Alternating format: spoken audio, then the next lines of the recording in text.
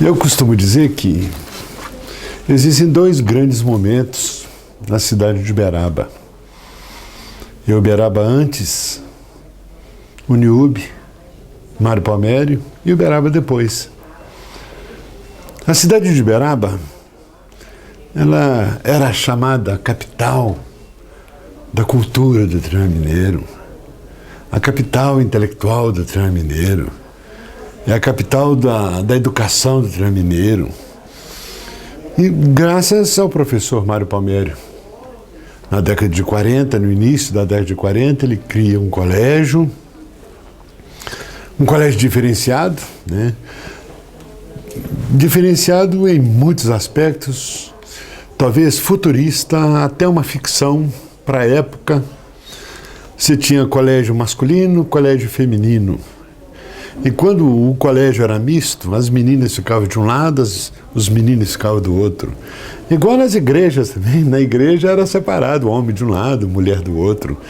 E aí Mário Palmério vem com o colégio, o Liceu Triângulo Mineiro, e cria um colégio misto. Meninos e meninas numa mesma sala, assentando no lugar que quiser. Veja, foi uma afronta para a cidade de Uberaba, e primeiro trazendo uma educação laica, que é fundamental para a educação. Aliás, é bom que toda educação seja laica.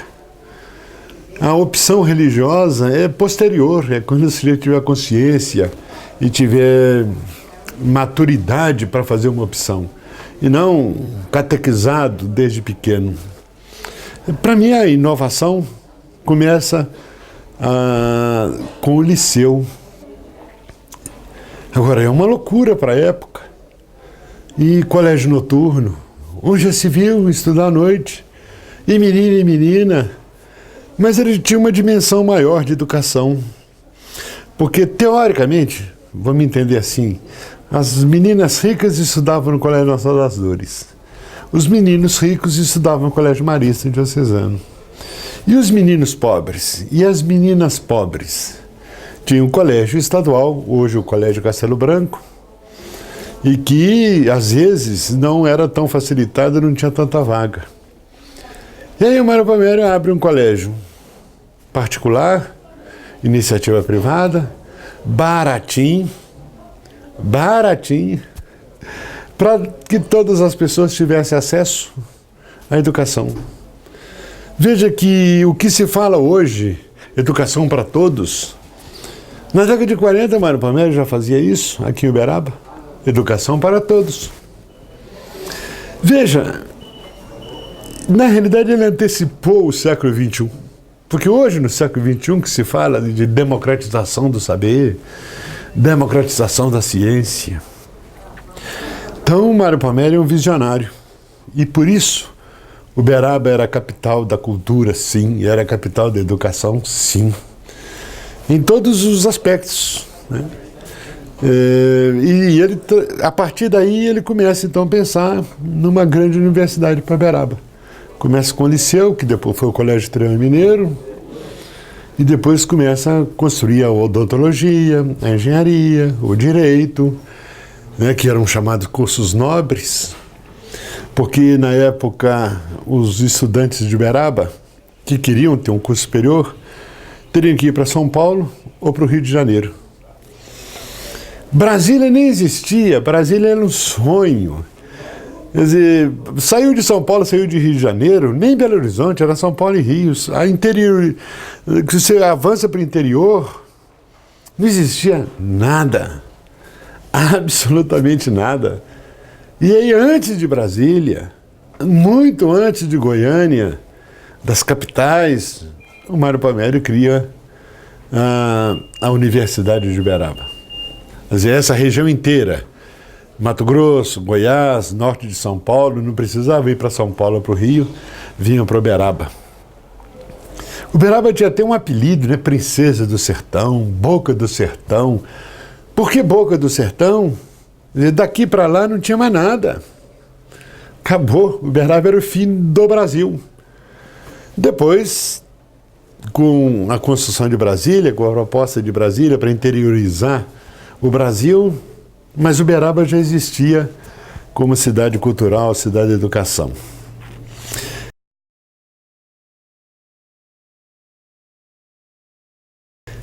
O que eu estou querendo dizer com tudo isso? Que o Mário Palmieri era um louco.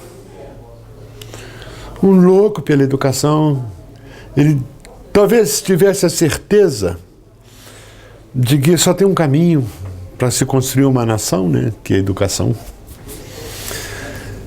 Veja, e isso foi fundamental para todo o interior do Brasil, não foi para o Triângulo Mineiro, não. Se Goiânia, Brasília, depois Campo Grande, Corumbá, passava por Uberaba. Era tão importante essa cidade, né?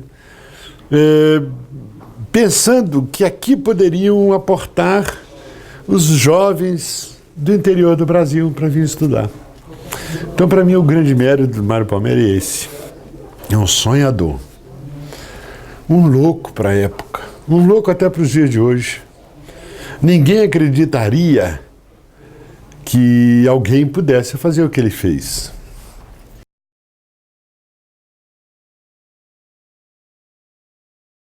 Todo grande gênio, para ele tornar-se gênio, ele precisa de uma base, precisa de um mecenas. E a gente está falando nesse centenário do Mário Palmieri, louvando o Mário Palmieri, claro, tem que louvar mesmo. Mas a gente está esquecendo de Dona Cecília. O Mário Palmieri, veja, pintor. Mas quem preparava a tela e as tintas de uma mulher?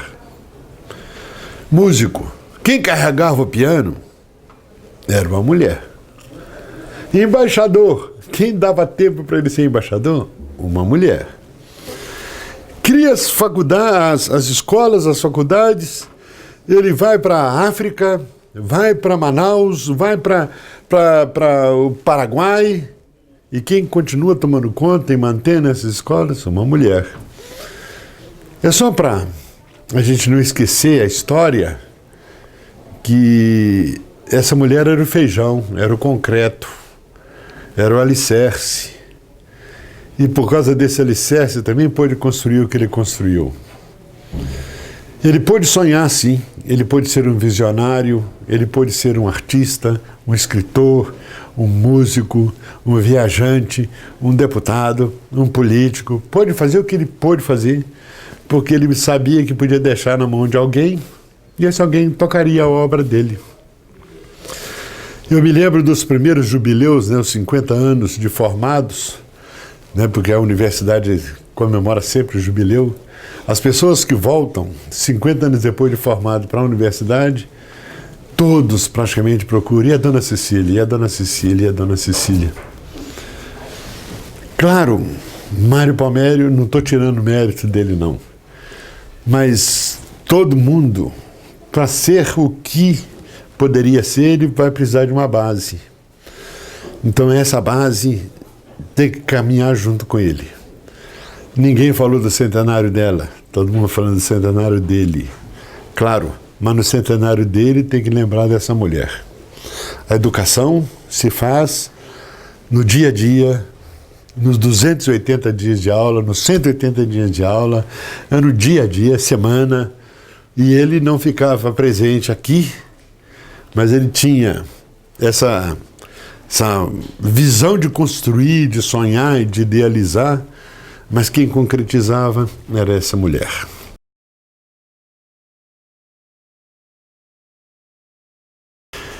E depois o próprio filho dele, né, o Dr. Marcelo, que é menos sonhador do que ele, mas também é o que concretizou. Você vê, por exemplo, quando você tinha aqui a FIUB e FISTA. Nessa época ele tinha ido lá para o Amazonas, ficou anos no Amazonas. Quem fez a união de FISTA, FIUB, foi o Marcelo Palmieri. Isso significa o pé no chão.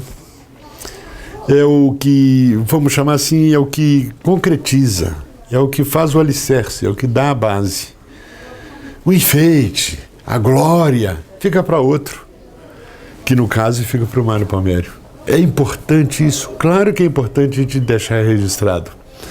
Eu fiz até um poema uma vez e disse que o Mário Palmieri sonhou, mas os seus descendentes é que fizeram do sonho a realidade. a dona Cecília e o doutor Marcelo, principalmente, os dois, fizeram do sonho dele a realidade. É como se a esposa falasse assim para o marido: vai, sonha, idealize, e eu faço, e eu construo, e eu trabalho. É como se o filho dissesse assim: pai, sonha, faça o que você quiser, que eu concretizo, que eu realizo. E a educação foi assim, na saúde, agora o hospital, que era um sonho também do Mário Palmério, quem concretizou foi o filho. E todas as coisas que eu acho que a família tem foram sonhadas, foram idealizadas pelo professor Mário Palmério, e que muitas delas não foram concretizadas por ele. E eu acho que a gente tem que dar um mérito junto, né? Levar todo mundo que fez companhia a ele, né? Estar com o pé na realidade é fundamental para a gente construir alguma coisa.